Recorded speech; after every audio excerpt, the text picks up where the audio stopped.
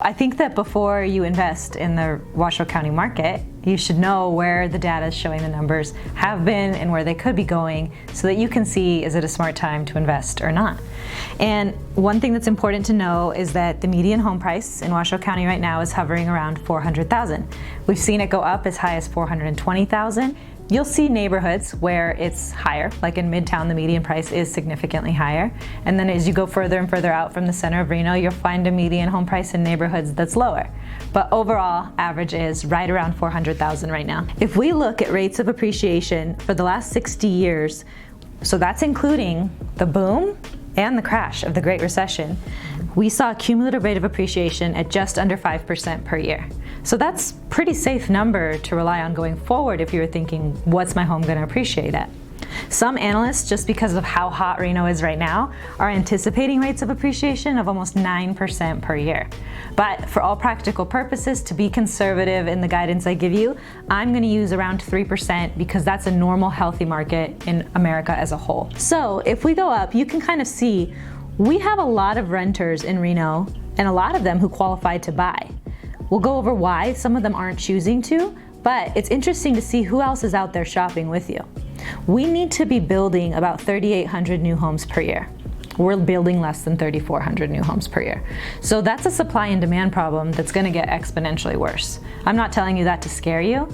I just want you to know that when you get to the other side of this problem and you're a homeowner, that's why you might see rates of appreciation at almost 9% per year. If you're looking at timing when to buy, you're also thinking like, how strong is the market going to be going forward? Part of that is the supply and demand. That gives you reassurance that your home value will hold. Also, if you look at Reno's unemployment rate, we're below the national average. So we've got a really good, strong local economy. Last time when the recession hit, we were heavily reliant on tourism. The casinos and gambling were the main things driving our local economy. We've diversified a lot now. We have technology jobs, we have warehouse manufacturing jobs. We are much more recession-proof than we've ever been in the past. Affordability in Reno is also an important thing to think about. We're right around 100. People are going to hear that and say, no way, you might even be thinking that. That just means that the majority of people who make the median income in Reno can afford the median priced house's mortgage payment. The disconnect is a down payment, so that's assuming that you had 20% to put down. But it's hopeful because there's markets in California where affordability is at under 40. So even though you hear on the media it's a housing crisis, there's no hope for buyers out there, it's not actually true. We're seeing a lot of success on the other end from the inside in people finding homes that fit for them.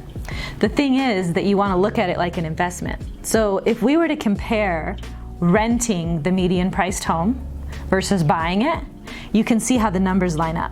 It's not a situation where I can tell you that your mortgage payment's going to be significantly less than your rent. It's going to be about the same at the moment for a $400,000 valued home. Your rent would probably be on that size home just under $2,000. Your mortgage would be just over $2,000. What you have to keep in mind is that when you own a home, that's your built-in protection plan against inflation. So the same rent on that house in 9 years would be almost $3,000. And are you confident that your income is going to increase at that same pace over 9 years? It's a tough question to answer. If you had bought the home, you locked in your housing expense for at least 30 years. You know where you're going to be. So when you own a home, you're thinking, every month I got to pay for a place to live. I do that when I rent, right? But when you own the home, you have this forced savings account called your amortization gain. Every month as you pay your mortgage, you're paying a little bit of principal down on the home. Over 9 years, that would have been $65,000 that you put in your forced savings account, and you had to pay for a place to live regardless. If we look at a really conservative rate of appreciation, 3%, I think we'll see much higher rates, but we'll be conservative. Your appreciation gain would be $117,000. So 9 years from now, you could still be renting, or you could have purchased the home and you'd be up $172,452. There's no other asset class where you can get that kind of return on your investment.